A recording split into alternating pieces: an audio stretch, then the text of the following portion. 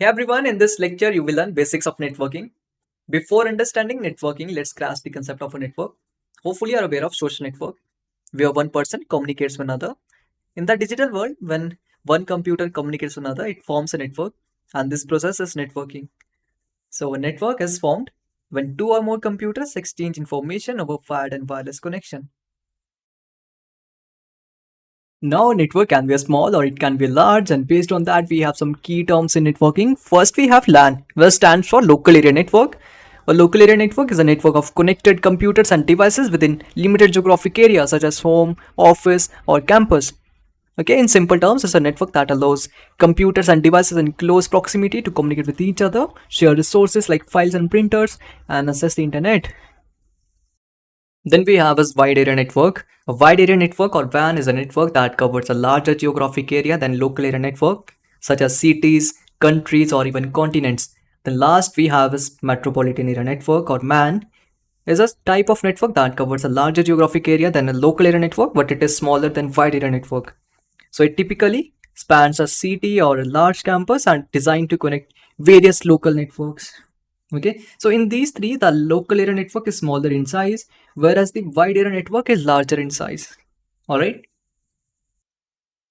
Now, why network? Just imagine there is one computer in Russia, and this computer wanna share files with another computer in India. In this case, we need a network because without a network, these two computers cannot communicate with each other. This is why a network is important. By using a network, you can share files, you can share resources and programs, right? What are the key elements of a network? In a network, we have network interface card, network cables, hub, switch, router, and wireless networks like Bluetooth and Wi-Fi. Let's explore each of them one by one. Guys, this is network interface card. Here you can see the port where you can connect cables like Ethernet cables. So this NIC connects devices enabling communication, internet access, and resource sharing. It is essential for wired or wireless connections. Next we have is network cables like an Ethernet cable. So now what's the role of this Ethernet cable? The role of an Ethernet cable is to provide us with internet connectivity. Next we have is hub. A hub is a basic networking device that connects multiple computers, allowing communication and information sharing. However, it is a dumb device lacking data filtering or intelligence. In this diagram, you can see all the devices are connected to the hub. So if data is received on one port, it's rebroadcast to every connected device. So that's a drawback, right? Like if two devices share a file, the data is broadcast to the entire network. The other devices will also receive the file. Now that you understand the issue with hubs, let's talk about switches. Unlike hubs, switches store MAC addresses, directing data intelligently. So in a switch, data is directed to the intended destination port when it receives a data packet.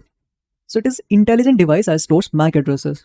However, it is crucial to remember that hubs and switches are meant for exchanging data within a local network and not for data exchange outside their network, like the internet. So for routing data beyond the network, we need IP addresses. So these hubs and switches do not read IP addresses, and that's where the router comes in. So what is a router? The router routes data from one network to another based on IP addresses and it stores both IP addresses and MAC addresses. Alright. Next we have wireless network. So guys, hope you know what is a wireless network like Wi-Fi, Bluetooth, these all are wireless network. Okay, next we have network topology. In simple terms, network topology refers to how devices are connected in a computer network. So there are different types of network topologies like bus, star, ring, and mesh. Let's explore each one. So first we have is bus topology. In this, we can see there is single communication line shared by devices like all the cars on one road, and a device can talk on this line. So then we have a star topology. In this star topology, you can see there is a central hub. So devices connect to a central hub. And then we have is ring topology. The devices form a closed loop, each connected to exactly two others, and it is creating a circular pathway for data. Okay, and then last we have is mesh topology. So in mesh topology, every device connects to every other device, providing multiple paths for data. Guys, one thing note here, Starlink that uses mesh topology. Okay, that's all for this lecture. Thanks for watching.